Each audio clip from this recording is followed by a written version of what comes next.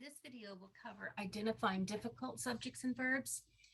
All right, so let's look at some difficult subjects and verbs. Usually our subjects and verbs follow the pattern of subject, verb, and object. However, if you have a question, the subjects and verbs are inverted, which means the verb comes before the subject.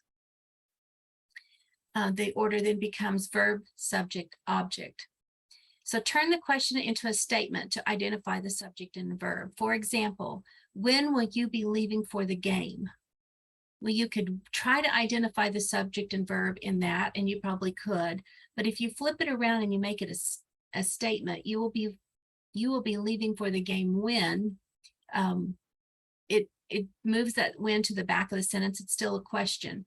So the subject then is you. The predicate is will be leaving, and then for the game is the prepositional phrase.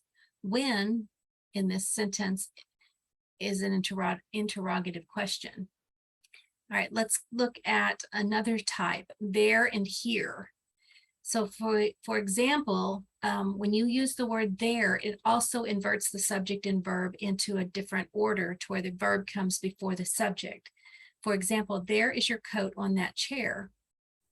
If you change it around and say your coat is there, that makes it easier for you to identify that coat is the subject and is your verb. All right, sometimes you won't even have a subject and you just have a command.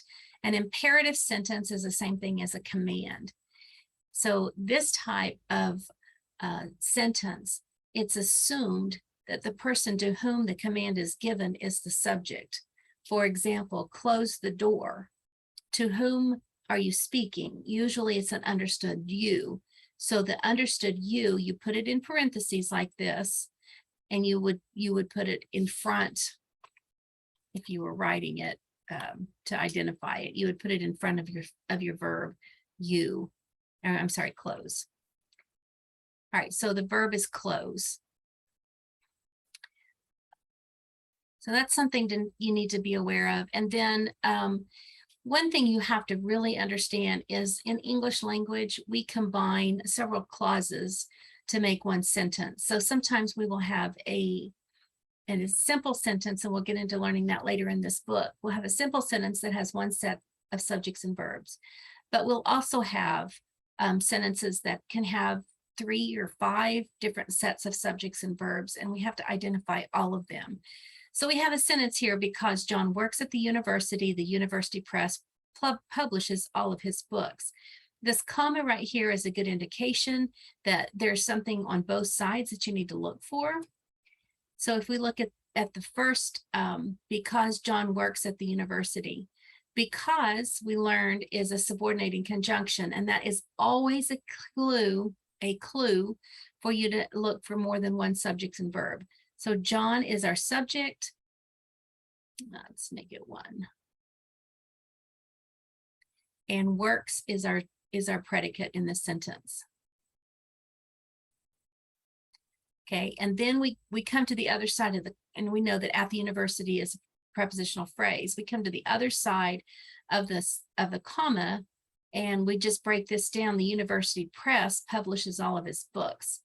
So publishes in this sentence is the predicate.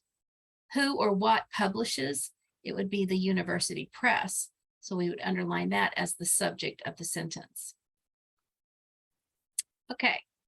And here it is all broken out, where you've got John works is the subject and verb, at the university is a prepositional phrase, university press is a subject, publishes is the predicate, and all of his books is a prepositional phrase.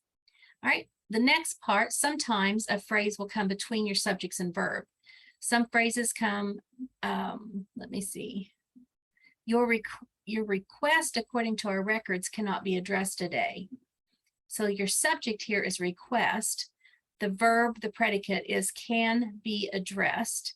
Remember, the word not is always an adverb, and even when it's written in a single word like this, we have one word that's 2 parts of speech. Can is the verb, not is the adverb. So the verb is can be addressed. And then according to our records is a prepositional phrase. All right, the next one we need to look at is infinitive phrases.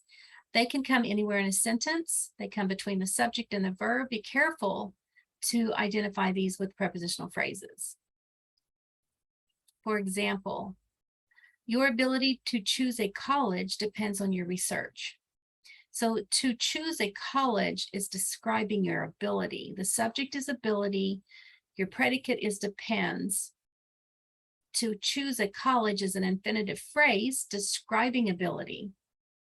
So here it is all broken down. Your ability depends, that's your subject and verb. To choose a college is an infinitive phrase, and on your research is a prepositional phrase.